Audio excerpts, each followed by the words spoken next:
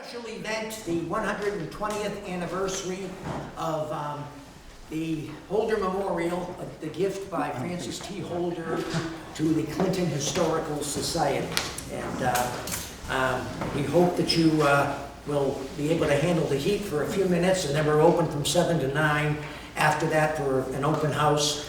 It wasn't really so much in the newspaper, but we have a special room upstairs, a special exhibit on Gordon Langton. We've been putting it together for quite some time. It's not only about Gordon, but it's about that whole complex. So there's a little bit of Nitro, there's a little bit of the doll shop, there's a little bit of everything from that complex on Union Street, which Gordon called home for years and years. So I want to thank you again for coming. I'm kind of master of ceremonies today, and we'll start off our anniversary program with our president, Elaine Patterson, saying a few words. 120 years ago, Francis T. Holder gave this building to the Clinton Historical Society in memory of his parents, David and Ruth Bassett Holder. And when we have any Girl Scouts or anything, and I'm explaining that sentence, they say, "Did you know them?" I love it. On June 8th of 1904, a meeting of the directors was held at which it was announced that both the Grand Lodge of the Masons and the Trinity Lodge were ready to cooperate with the Clinton Historical Society in laying the cornerstone. In the 120 years that followed that ceremony, many dedicated people have given hours and years, both as members and as volunteers, to fill the building with all of the history and pieces that make up the history of Clinton. The schools, the stores, the factories, the homes, the dam and reservoir. The lives and history of generations can be found at the Holder Memorial Building. We have even school records and everything else. So I am very, very pleased to welcome all of you. And as Terry has already said, we have Megan Kilcoyne, Matthew Kovas, William Holder, the worshiper, Robert Agus, and Deputy Grand Master Gary Levine. Welcome all of you. All right, next up, our state rep, Megan Kilcoyne, is working right now, and so she sent the next best thing, which is her legislative aide, Maddie Bedard. Where is Maddie? There she is, right there. Maddie. I have some note cards, so don't mind me. Good evening, everyone. My name is Maddie Bedard, and I have the honor of speaking on behalf of State Representative Megan Kilcoyne, who cannot be with us tonight due to an important legislative session concerning the Affordable Homes Act. Representative Kilcoyne sends her warmest regards and regrets that she cannot join us in celebrating this momentous occasion. Today, we gather to commemorate the 120th anniversary of the Holder Memorial, a cornerstone of Clinton and a testament to our rich heritage and community spirit. For over a century, this institution has stood as a beacon of education, culture, and unity, enriching the lives of countless residents and visitors alike. The Holder Memorial was founded on the principles of learning, community, and service. It has provided a place where people of all ages can come together to explore, discover, and grow. Whether it's through its extensive collections, educational programs, or community events, the memorial has continually fostered a spirit of togetherness and intellectual curiosity. As we reflect on the past 120 years, we are reminded of the vision and dedication of those who established and sustained this remarkable institution. Their efforts have not only preserved our history, but have also laid the groundwork for future generations to build upon. The legacy of the Holder Memorial is a powerful reminder of what can be achieved when a community comes together with a shared purpose.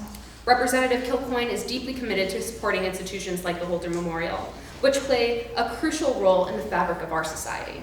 She believes that by investing in our communities and preserving our cultural landmarks, we are investing in a brighter future for all. The work being done in the state legislature reflects this commitment to building strong, resilient, and inclusive communities. In closing, let us celebrate the Holder Memorial's 120 years of service and look forward to many more years of success and community enrichment. I am pleased to present this citation from Representative Kilcoyne in honor of this momentous occasion. Thank you to everyone who has contributed to this institution's enduring legacy. Your dedication and passion ensure that the Holder Memorial will continue to inspire and educate for generations to come. Thank you.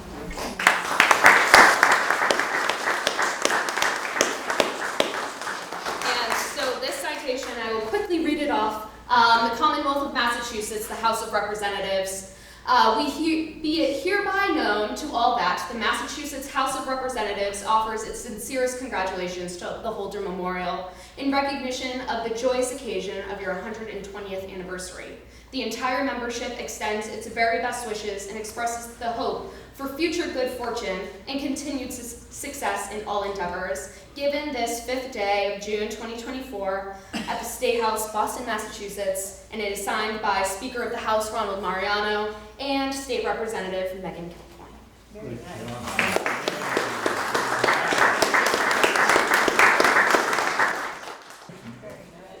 Thank you very much. Our next up is representing the town of Clinton is the chair of the Clinton Select Board, Matt Kovas. Matt. Good evening. Thank you very much for everyone coming out tonight to celebrate the 120th anniversary of the Holder Museum. As Mr. Engano said, my name is Matt Kovas. I serve on the Select Board. I had moved back to Clinton about 12 years ago, and I became involved with Fuller Field. And while on that commission, I thought it would be nice to have some of the history of Fuller Field and images maybe located down there so people can make that connection to the historic value, not just the baseball diamond, but all of the graduations or all of the sporting events that took place down there, which brought me to Mr. Engano, who is our, I think by now he's our official town historian. I would say so. So he had told me, come on up to the Holder Museum, and truthfully I had never stepped foot in here prior to that day. So he led me upstairs. I found pretty much everything from any sporting events that had been donated. And I was awestruck. I was finding things about, whether it was my grandparents, just going back to, to the 20s and the 30s, and it blew my mind because it's not something that I had ever really made the connection to all of the history that exists within town, and completely infatuated. Then, when the item had closed its office, and the Holder Museum took every newspaper that had been published all the way back to the late 1800s, it was. I found myself upstairs just kind of flipping through, and it's a time capsule that is so invaluable to the community. I don't know how many Holder Museums exist in other communities to really capture everything that, the town's history and even the impact that Clintonians have had outside of the town of Clinton. I view there's many great people in the town of Clinton. There's many great people that came before us, and I view the history that's really contained here as being the thread that pulls that fabric together of the town. And just talking with Mr. Engano of trying to really build that bridge between the Holder Museum and even our school system. I know that Mr. Latini has gone up to the Clinton Middle School to show various artifacts, as well as Mr. Engano. And I think that we need more of it because it's right here, and and without Mr. Holder making the donation 120 years ago, who knows where this history would exist. So I appreciate the opportunity to come tonight to be a part of it, and thank you very much for having me.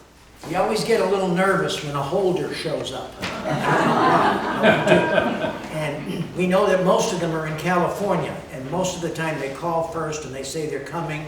So a couple of months ago, a Mary Holder got in touch with me and said, I want to see the place. And I said, well, drop by any Saturday. You know, we're here, 9 to 12. And I said, why don't you come, you know, this coming Saturday? She said, well, I live in California, so. I said, oh, okay. So when she did come, she brought her brother, who we thought might be from California, and he ended up, he's from Princeton. And we didn't know that. So right away when we were planning this event, we said, well, we met Bill Holder, and we want a representative of the family. So our next speaker is Mr. William Holder from Princeton, Massachusetts. Well, hello. Not very formal, just a big thank you to Terry and Elaine. My sister Mary thoroughly enjoyed it. My younger daughter Christine thoroughly enjoyed it. And just to make a mark, but before I do that, it is an honor indeed. Thank you so much. Appreciate it. And the point I'd like to make is I'm kind of channeling my sister Mary. On the other side, I have Dan, Marty, and Sabine, and Ann, my cousins, and I'm channeling them, so I'm speaking for the Holder family. But the point I'd like to make is Mary did some research. There's a great book in the library here called The Holders of Holderness. It was written by Francis T. And it has narrative of where they came over early on, but in back it has a long chart that goes back to 580. Believe it or not, it goes 580 and it jumps and it jumps. But the gist of it is that Mary and I wanted to understand how we were related to Francis. And I have some handouts here, but basically there's a little chart here from Francis. It looks like we're fourth cousins, going all the way down. So that's fairly interesting, but I wanted to speak a bit about the importance of historical societies and volunteerism. My father was very interested in family history.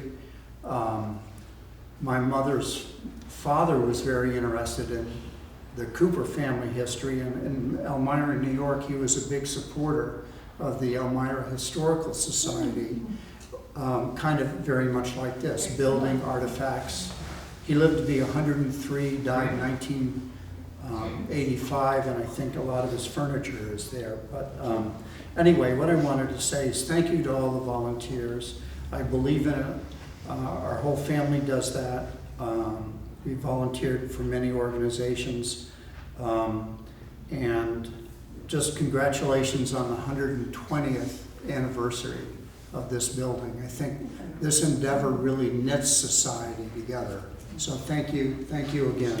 Really appreciate it. Believe it or not, I'm not a speaker tonight, but I do want to just mention a couple of quick things. Just in case you don't know the history, very briefly, before we introduce our last guests. Remember that the Historical Society is 10 years older than the building. All right, the Historical Society, the organization, was formed in 1894, but had no place of its own. And as it started to grow, you know, what do you do with artifacts? Where do you meet? And all those kinds of things. So the library promised a room, I think, on the second floor that would be given to the Clinton Historical Society, or we would have that room, and we would display our artifacts in that room. Obviously, we outgrew it, but then it never happened anyway, and we've actually been knocking heads with the library ever since. No. But anyway, and then there was another movement that most people don't know about, that the town of Clinton was going to give us an old schoolhouse. And believe it or not, most of you know the Chicken Coop, which is a little brick schoolhouse that was between the two churches on Walnut Street. And I guess I'm glad they didn't give it to us, because that was, I think, a 1 or 2 room schoolhouse. And they needed it later on when Clinton High School burned down in the 50s and all that kind of stuff. But anyway, that was the latest thing. The town was going to give us a building, a 2 room schoolhouse, and that's kind of what most societies have of a small town like Clinton. It's a barn, it's an old colonial house, something like that. Nobody around here has a place like this. And thank God for Mr. Holder, who was by then in New York. And for whatever the reason, and I can't explain it, he used to vacation in Lancaster. And he would come every summer and vacation in Lancaster. I'm not sure what the excitement was there. But he did, and he would read the newspapers, the Clinton papers, and he saw what was going on with the Historical Society, that we had no place of our own. We had just been basically kicked out of the library before the library was even finished. We couldn't have that room, and suddenly, what do you do? And he was looking for a place. He was a very rich, affluent man by that time from New York, and he was looking for a proper memorial to his parents. So that is why this place, yes, it belongs to the Clinton Historical Society. It is not a town building. We get no town funds at all. This is we're a private, non-profit organization. And he was looking for a place to honor his parents, and that's the name, the Holder Memorial. And Francis T., the donor, is over our fireplace, and his parents are on each side of them there, and thus the name, all right? So, some of you might be wondering what Trinity Lodge representatives are doing here tonight. And that's easy, because that's the only group, really, other than, I suppose, the Clinton Historical Society, that were here when that cornerstone was laid 120 years ago, all right? So I don't know if Mr. Holder might have been a Mason or not. He probably was. So I'm going to introduce Worshipful Robert Agus, the master of Trinity Lodge, and they were the group that laid the cornerstone 120 years ago this week. Wow. Robert, you can introduce. Before I get started, our lodge is a two-room schoolhouse, so if you'd like to change, we'll swap. Just in case you're still looking. Thank you, everybody. My name is Worshipful Robert Agus. I'm the presiding master of Trinity Lodge here in town. We were founded in 1778, so we're just a little bit older. Our charter was signed by William Webb, the Grand Master of Masons in Massachusetts, and also a very historical figure, Paul Revere. He signed our charter into existence, and about 8 years ago, we finally got that charter back. So if anybody would like to go to the Lexington Museum, Scottish Rite Museum in Lexington, that charter is on display with Paul Revere's signature. So, I am joined here tonight by the District Deputy Grand Master, representative of the Grand Lodge of Massachusetts, Right Worshipful Gary Levine, my senior warden, Brother Andrew Scoot, and past master and presiding secretary of Trinity Lodge, Worshipful Jeremiah Collins. And we thank you for allowing us to come. In 1904, Brother Francis Holder wanted to build a memorial to his family's name. He partnered with the Clinton Historical Society to construct this beautiful building. We are here tonight to celebrate this beautiful and important edifice. There is a Masonic cornerstone laying ceremony. This ceremony is to set a firm foundation as well as level and plumb. So when they start the stone, it's all level and square. That's the purpose of a cornerstone being laid properly. In that ceremony, the square, compass, and level of our symbols are laid on the stone, representing friendship, morality, and brotherly love. But there's also another ceremony with that cornerstone. It's put on with, I have it here with me tonight.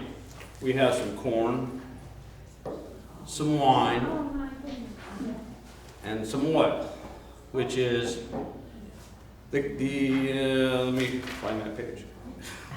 Sorry about that. The corn is emblematic of health, and the wine of peace, and the oil of plenty. This is done so this structure could be blessed and last and offer its uses for many years to come.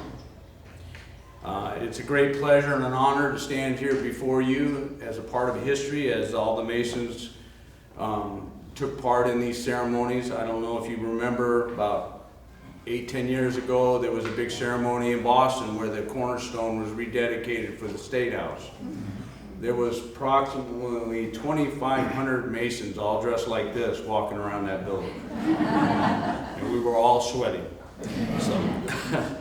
So on behalf of myself, the Right Worshipful, my brothers from my lodge, we thank you for this opportunity and to be part of this history. It was an honor for Grand Lodge to take part in establishing this building for all history to come. And with that, I thank you.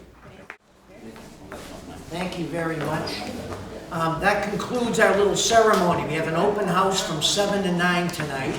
And Elaine, if you can hustle out there and cut the cake, we could start eating it, perhaps. So we do have water here. That's all we're serving tonight is cake and water, and maybe some soda. So we have a limited menu tonight.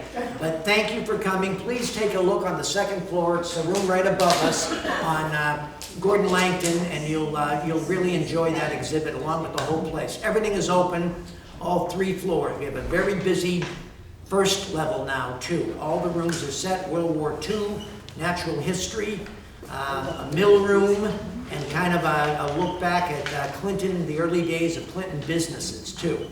And upstairs, of course, is a document room, a library, now our new room, and of course, the Holder room, which is furnishings from Mr. Holder's 3 homes, artwork, things like that. So again, thank you so much for coming. Our next program, thank God, isn't even going to be here. It's going to be in the park, and that'll be our big concert, an oldies concert, and classic car, muscle car rally in Central Park, and also on Union Street and Church Street, just like we did last year.